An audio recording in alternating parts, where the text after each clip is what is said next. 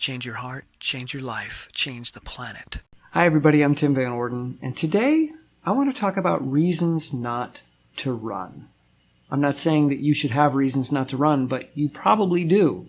And the reason that I hear most often is that I simply don't have the time. I'm really busy at work, I've got kids, I'm taking care of an elderly parent, it gets dark too early in the afternoon, it's dark when I wake up, etc. There's just no time. So what do you do if it feels or seems like you don't have enough time?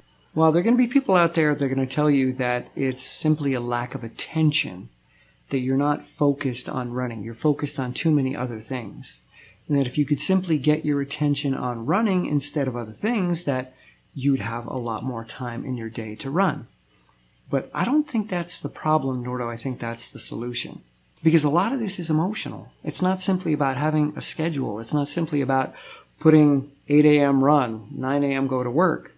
That would be nice, and there are people that can do that. And if we look at those people and compare ourselves to what they're doing, we're going to feel bad, like, I wish I could do that, or I don't have the discipline, or, well, they don't have kids, etc. But there's different kinds of people with different kinds of brains and different kinds of emotional beginnings. Not everybody has to overcome some emotional barrier in order to take a first step. For a lot of people, there's simply the step. There's nothing in front of it. But for anybody watching this video who's trying to get themselves to run, there's most likely an emotional barrier that you have to move through or around or squash out, depending on your viewpoint. And that's the real issue here. What do you have in front of you before you take that first step? It's not simply a matter of time management. It's a matter of emotional management.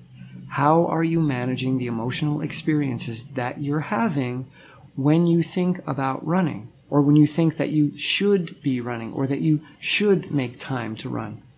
What comes up emotionally for you?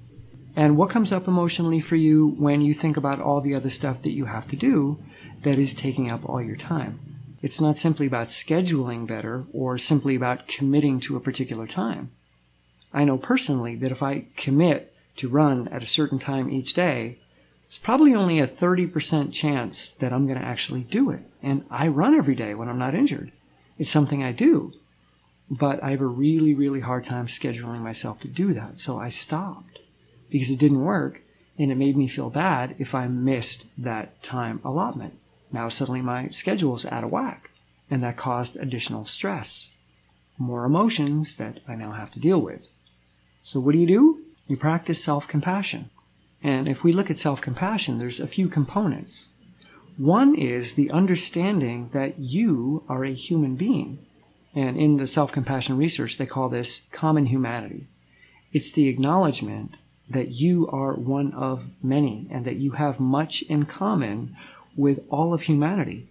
Even though it seems like you might be the only one that doesn't have time to run, or you might be the only one that's not disciplined enough to run. Whatever the reason you have, it often seems like it's me, I'm the failure, and look at all those other people out there running and doing all this fun stuff. I'm the one that's struggling. No, there's a common human experience. Now, not everybody's going to have an identical experience within that commonality, but there's going to be big areas of the population that are going to have the same issues you are. And once you realize that it's not a failing on your part, it's simply that you're a human being in a really complex, modern, stressful world, and that we're all struggling with that, it's not just you. Once you can acknowledge that, you can take the burden off of your shoulders. It's not your failing. It's just that life is really complex. And we made it that way on purpose because we wanted comfort. And that's the second thing. Part of understanding or embracing self-compassion is the acknowledgement that much of what we do is about seeking comfort and avoiding pain. And one of the ways that you can self-compassionately seek comfort is to be kind and gentle with yourself. But instead, we've been trained to be self-critical if we're not exercising, if we're not eating well, if we're not working for 40 hours a week minimum. Maybe your boss thinks you should work 60 hours a week and you feel guilty if you don't. And the result of this is that we end up comforting ourselves in other ways that work against fitness, that work against health, that work against loving, nurturing relationships. But instead, if you can practice self-compassion, You can approach yourself in a loving manner, in a gentle manner, in a kind manner.